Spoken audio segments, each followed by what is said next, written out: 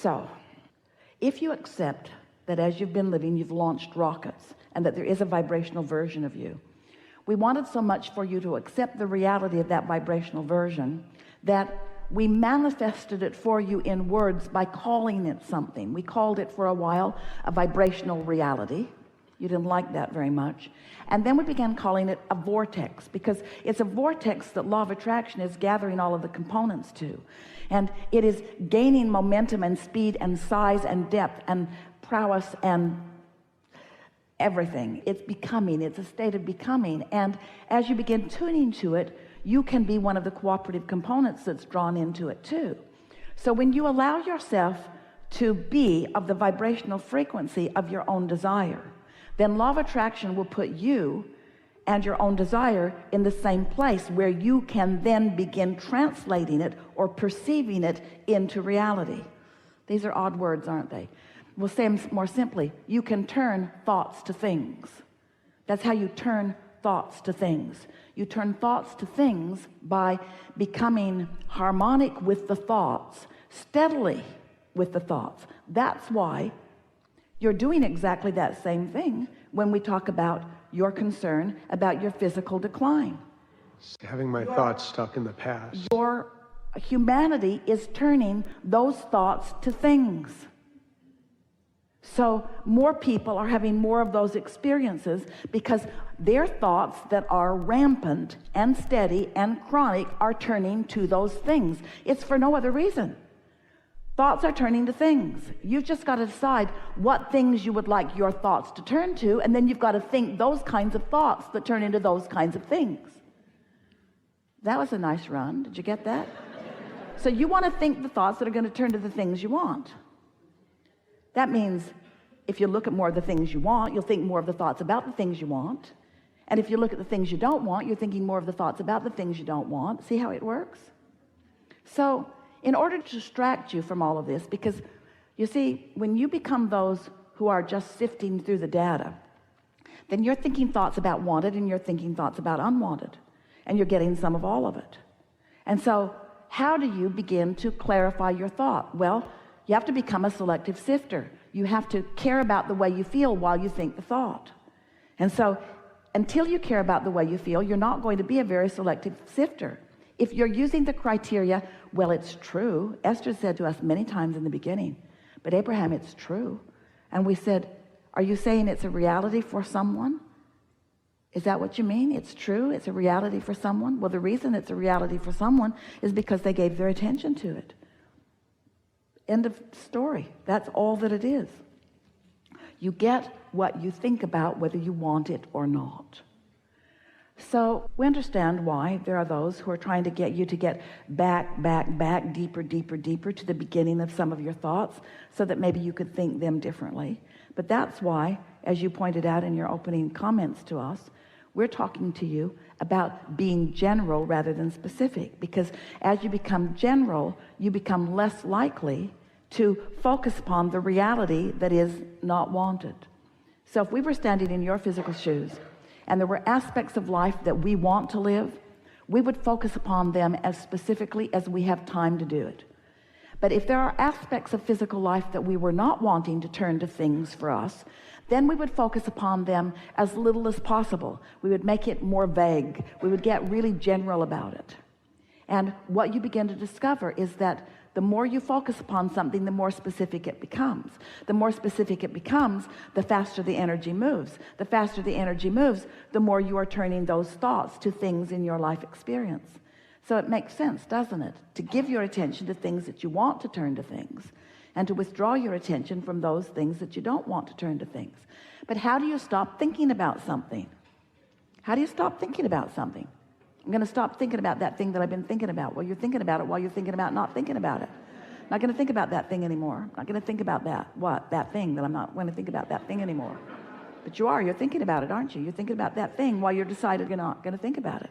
So you've got to think about something else. And in the beginning, the thing that you're going to think about is pretty much like the thing that you decided you weren't going to think about, because law of attraction is only giving you things that are in that vibrational vicinity.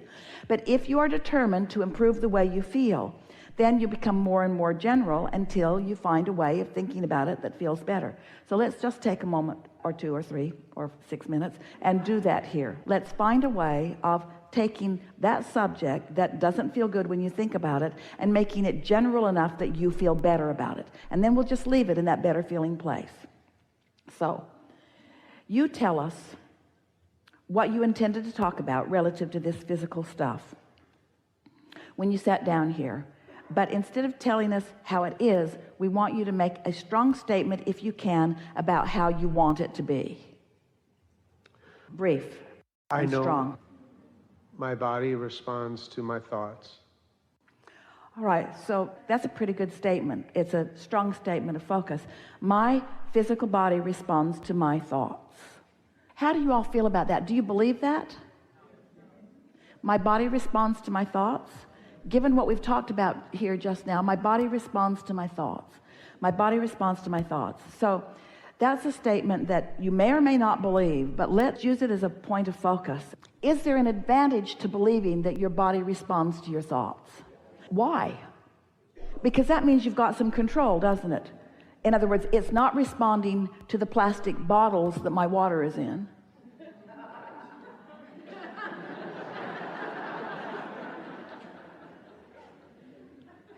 It's not responding to the rays of the sun. My body responds to my thoughts. My body responds to my thoughts about all of those things, but my body responds to my thoughts. My body responds to my thoughts. So now let's try to find some things that you also believe that support that statement. My body responds to my thoughts. If I'm feeling good, I can expect to have a good feeling body. All right, now that's true. How is this conversation causing you to feel? Just keep talking until you can feel whether you're improving the way you feel or making worse the way you feel. My body responds to my thoughts, and I can't control my thoughts. My body responds to my thoughts, and I've been watching all of those commercials, and I believe that my body is declining. My body responds to my thoughts, but my thoughts about my body are not that good. You see what we're getting at? My body responds to my thoughts, but I can't control my thoughts.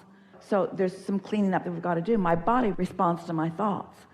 So now you want to say something about your thoughts that makes that feel good to you, not bad to you. My body responds to my thoughts, and After this conversation, I now know things differently. my body responds to my thoughts, and often my thoughts feel good to me. My body responds to my thoughts, and often my thoughts feel good to me, especially when I'm not thinking thoughts about my body. My body responds to my thoughts, and there are so many things in my world that make me happy when I think about them. My body responds to my thoughts, and this time-space reality is abundant with beautiful things for me to focus upon. My body responds to my thoughts, and I believe that my body knows what to do. My body responds to my thoughts, and my inner being has thoughts about my body. My inner being has thoughts about my body. I wonder if my body responds to the thoughts my inner being has about my body. Feeling something happening here? I wonder if my body is responding to the thoughts that my inner being has about my body. Oh, I wonder if the negative emotion that I feel when I'm thinking about my body is present because what my inner being thinks about my body and what I sometimes think about my body are not the same thing. My inner being is optimistic about my body.